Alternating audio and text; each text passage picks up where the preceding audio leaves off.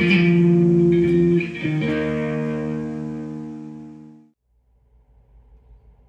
good morning. Welcome back to my messy bench. Want to do a quick little unboxing. This is a AMT 1957 Chevy Bel Air 1/25th scale. I do believe, I haven't actually opened it up and looked at it yet. I do believe it is only a stock vehicle. So, this is going to be quick, down and dirty. I'll try to do a little of these here and there as I pick up something that's still readily available. I tend to have a lot of old kits, and you will see me do some builds of some very old, what would a lot of times be considered not good kits. It's like mid-50s style Firestone. Stock wheels. Got your glass, got your plastic.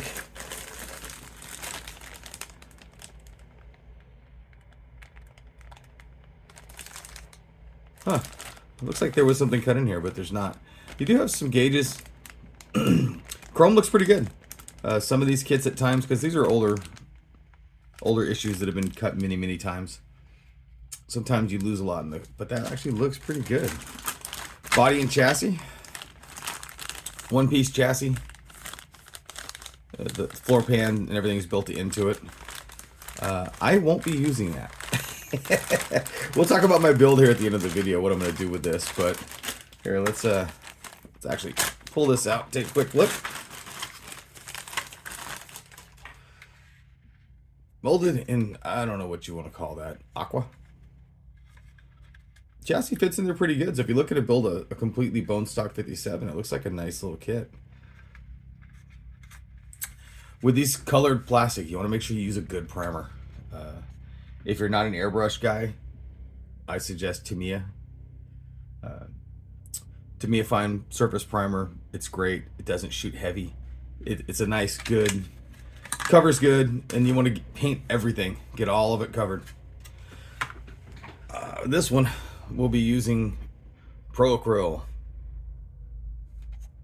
And I should probably link Monument Hobbies down in there, because I do seem to use their stuff a lot. It's really good paint. I get it locally at the local game store, Hammerhead Games. But you can purchase it. Amazon, I believe you can purchase straight from them as well. Alright, interior tub, rims. Like I said, this is an older kit, so you got some flashing. Nothing horrible. Same with everything else. Not too bad. There appears to be some stuff off the tree. Maybe a different variation of the kit that they've changed, because these things have been repopped in all different versions. Yeah, I got some loose parts down here, so you want to be careful when you open this thing up. Alright, quick, down and dirty look. Let's get the instructions out here. And we'll take a look at the decals. It is a metal axle kit. So if you're one of the purists that really doesn't like these, then I wouldn't buy this one. If not, go for it. Like I said, it does look like it'll build up to a nice stock 57 Chevy. I don't know what the decals are. I assume it would be the stock markings, but you never know what's in here. So we'll look. And, oh yeah. So you do have the stock Bel Air. You've got some scroll work here, and then of course the class of 57 gasser decals, which is a good little stash. Will probably go into my giant drawer of decals. But so as you can tell, you know, that would explain the missing empty pieces on the sprues, as those were a gasser version of the same kit. This is probably the same base model that they build their 57 gasser kit with. I've never actually built that kit, so I don't know.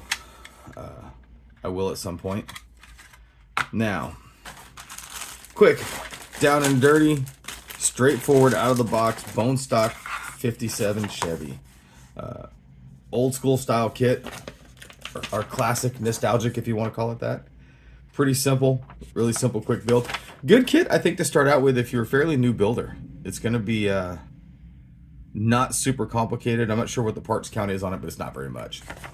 So very simple, very quick, easy build. If you're just getting into cars, it'd be a good place to start.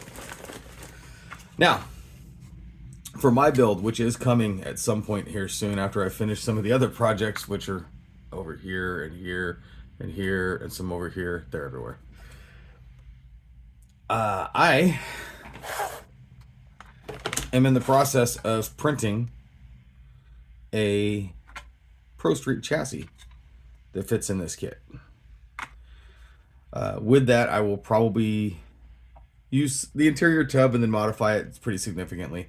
So I'm going full Pro Street with this. Don't know what engine's going in it yet. We'll be printing something most likely. Leaning towards a